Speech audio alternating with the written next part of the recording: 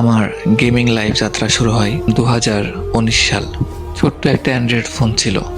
ফোনটির র্যাম ছিল 1.5 GB, 1 GB plus 1 plus 5 GB, যেটাই মনে করেন।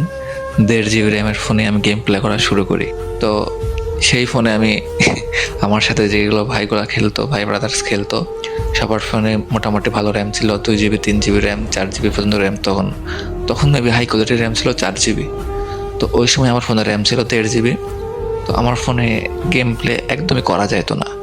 ফোন প্রচুর হ্যাং মারতো অ্যান্ড ল্যাগের ছুতনে এত পরিমাণ ল্যাগ মারতো ফোনটা।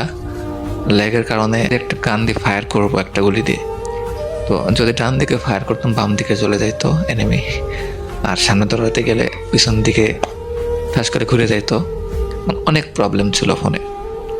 তো এমনি আমি প্রায় 1.5 বছর ওই ফোনেই গেম খেলছি। ওই সময় লকডাউন ছিল। লকডাউনের মধ্যে তো সবার ভালো ভালো ফোন ছিল। আমি গেম প্লেটা শুরু করছি কেমনি আপনাদেরকে শোনাই। ফার্স্টে আমি একদিন লকডাউনের আগে আমার এক বড় ভাই গেম খেলতো আমার পাশে বসে। আমি গেম প্লেটা বলে ভালো লাগতো না, তো আমি এমবি ভরতাম, ভরে ইউটিউব দেখতাম। তারপরে আরও